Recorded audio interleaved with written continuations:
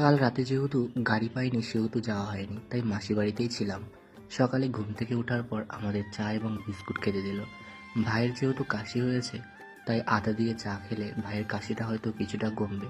তাই সকাল সকাল ঘুম থেকে উঠেই আমরা চা বিস্কুট খেয়ে নিলাম। তারপর কিছুক্ষণ পরেই আমাদের দিল কাল যে খিচুড়ি খেয়েছিলাম সেখান থেকে কিছু পরিমাণ খিচুড়ি নিয়ে এসেছিল। তাই সেই বাসি খিচুড়ি আমরা সবাই মিলে খেতে বসলাম। সত্যি বাসি খিচুড়ি খেতে অনেকটাই ভালো লাগে। তারপর খেয়ে দিয়ে আমরা চলে এসেছিলাম মাঠে।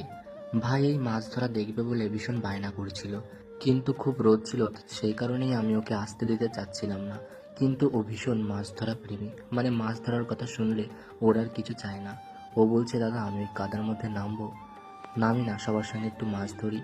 এদিকে জল তুলে মাছ ধরার জন্য জল শুকাচ্ছে, আর ভাই বলছে আমি নামবো দাদা, দাও নামতে। আমি বলেছি না না, একদমই না, দূর থেকেই দেখ। আমারও না মাছ ধরা দেখতে খুব ভালো লাগে, মাছ ধরতেও খুব ভালো লাগে, কিন্তু মাছ খেতে পারি না, এটাই সমস্যা। এইগুলোকে কি বলে বলো তো? এর ভিতরে মাছ কি সুন্দর বেঁধে রেখেছে, সেগুলোই আমরা সমস্ত কিছু দেখছি যে কিভাবে কি মাছ ধরছে। ভাই আমাকে বলছিল যে এইভাবে ধরতে হয়, এইভাবে বের করতে হয়। দেখো, এরা হাত দিয়েই কতগুলো মাছ পেয়েছে। তারপর সবাই এই মাছ ধরাধরি করছে দেখে ভাইও বললো, দাদা আমি একটা মাছ ধরি না উপরে বসে। আমি বললাম আচ্ছা তাহলে ধর। দেখো মাছও ধরতে পারছে না, শুধু মাছ ধরবো ধরবো করে। আচ্ছা, আমি শুনেছি এই ফুলগুলো দিয়ে বড়া তৈরি করে খাওয়া যায়, এটা কি সত্যি তোমরা বলো তো? তাহলে এই বিলে প্রচুর ফুল আছে, তাহলে এই ফুলগুলো দিয়েই একদিন বড়া তৈরি করব। কিভাবে তৈরি করতে হয় সেটাও তো জানি না।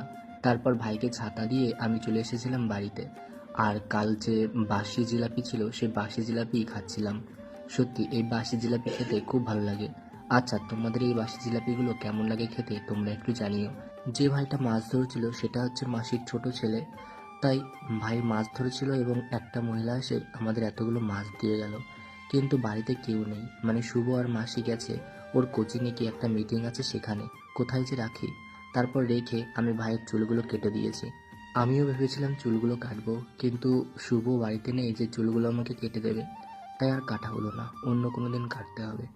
আচ্ছা, ভাইয়ের চুল কাটা আজকে কেমন হয়েছে তোমরা একটু কমেন্টে জানিও তো। অনেকক্ষণ ধরেই কেটেছি, আমার তো খুব ভালো লেগেছে। তোমাদের কেমন লাগলো তোমরা একটু কমেন্টে জানিও।